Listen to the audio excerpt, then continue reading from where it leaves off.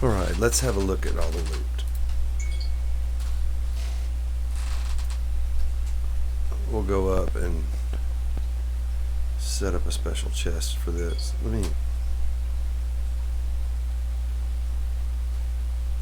I never set my spawn point.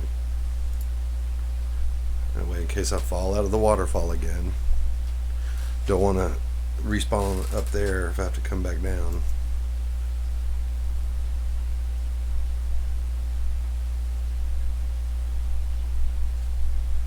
There's still a shrieker over there, right there, but it's inconsequential to the city structure itself. Let's not turn on our coordinates right now. There's a shrieker right there and some sensors around it. I don't even know where the warden spawns when they shriek. If it's up here or down there, it's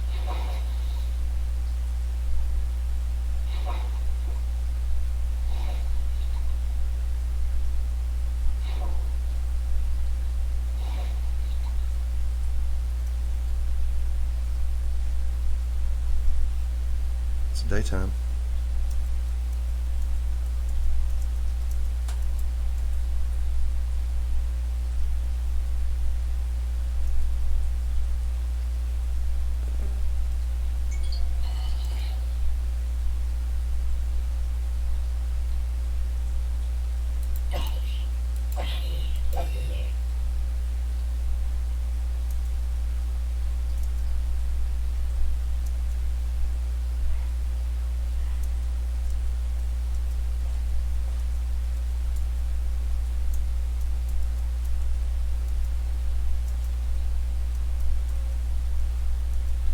They're going to be sending everything they have at me because of the gear I've got on me.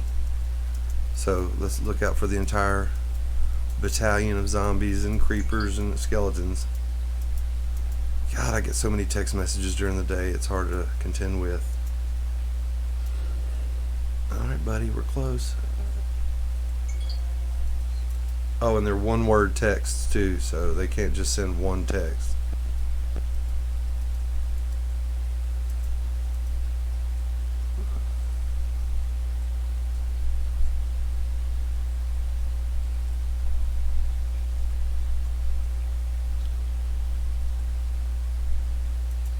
Hey, buddy. He has adopted these cauldrons.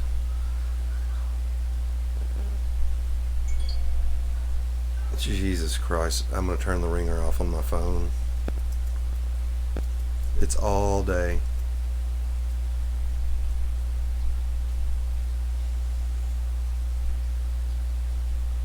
A creeper blew up. Blew my window out and building up and blew everything up. God, I'm gonna have a nervous breakdown over this phone. No, dude.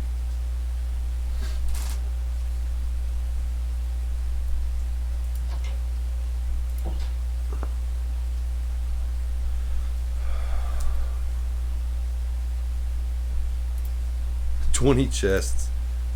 That's how many chests I got from down there. No, I think I brought some up. It might have been more than that. 20 chests. A single city. In my other world, I've got a double ancient city.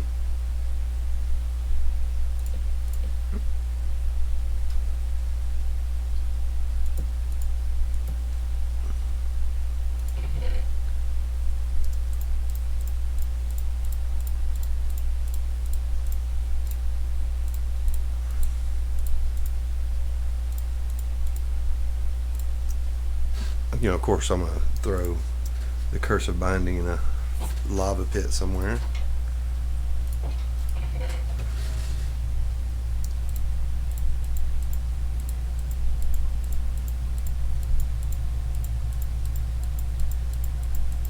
Oh, I thought I had 2 golden apples up here.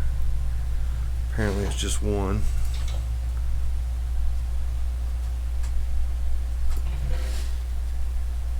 So 4 god apples in a single ancient city.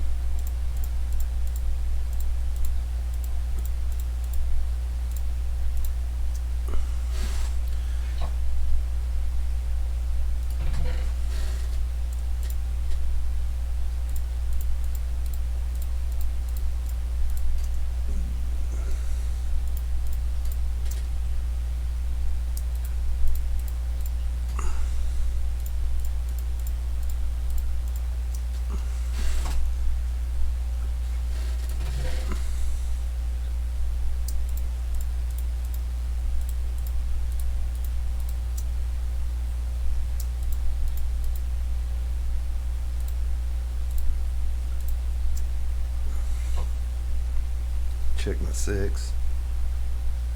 Make sure I'm not getting ambushed.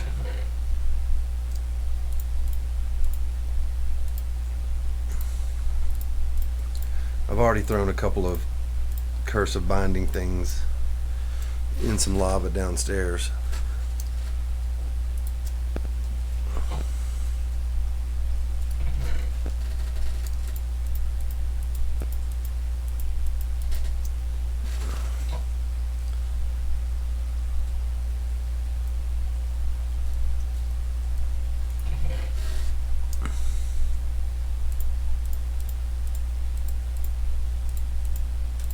Alright.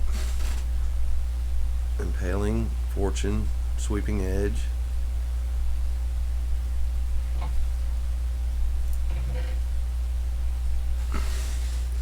Swift Sneak.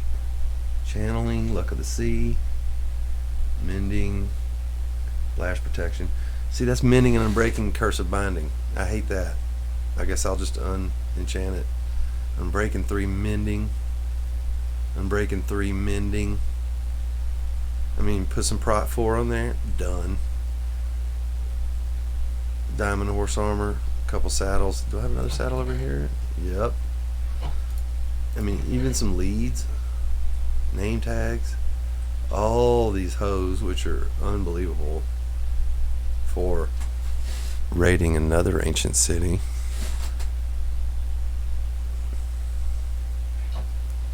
That's it.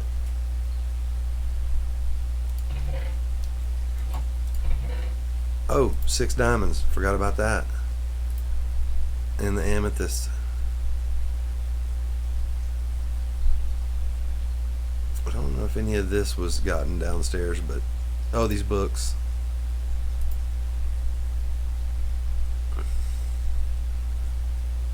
That's it.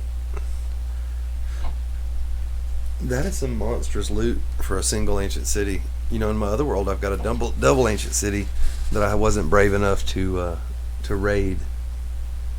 But now that I've had this practice, I could go back and raid that one. I haven't even opened a single chest out of that one yet.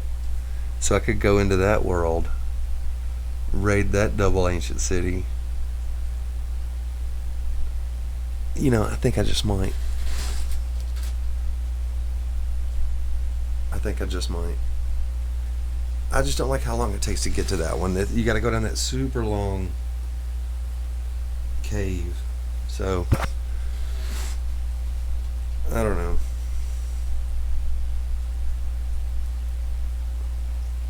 But just while I was doing the ancient city, you know, I was gathering up all my farming stuff because I needed food.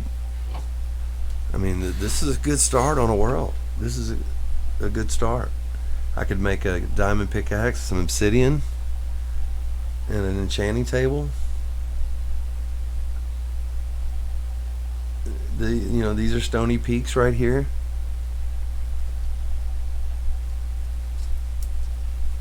You know, as you can see, I'm 500 blocks from spawn, maybe, if that. You know, I'm just doing the quick math in my head. Beautiful little valley. Over this way is a savannah village. It's a gorgeous savannah village with a stony peak right next to it too. And that's about, I called it 1,000 blocks away, but I mean it's 700 blocks. Have a whole nother village to start, whole nother ancient city underneath it.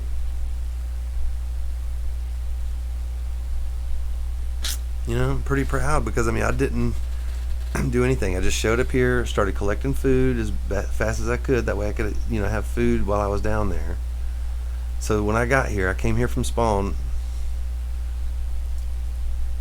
Spawn is, you know, a couple hundred blocks that way. You know, just you come from that way, you come through here. I came in, I cut down a few of these trees. Of course, I replant trees when I cut them down, you know. So I cut a couple of these trees down, planted a couple of extra ones, no big deal, needed wood. Made these little pens and started collecting cows and sheep. The sheep I needed, of course, for the wool, a little bit of meat. Cows, of course, you know, for the meat. Finally got me some carrots. I mean, this is a good start. This is where you would start if you wanted to make this a world that you want to beat the dragon from. I hate to say it, but the the Nether fortress that is closest to here, you know, haven't we all done the chunk base thing, right? I'm not a professional. I'm just playing games here. I'm just playing video games. The Nether fortress that is closest to this place here is completely wrapped in a basalt delta, above, below, around it, and my worry is that it's going to be impossible to get to. But the positive side of that is, if you've watched my series here or seen any of my playlists, you know, I just totally got destroyed trying to get wither skulls, you know, because I was gonna spawn the dragon the second time, which I did, and defeated her again for the second time in that world, and I was gonna do the withers while I was there, and I posted everything onto the spawn platform. But when I got killed, and I went back to the world. When I came back, everything was gone.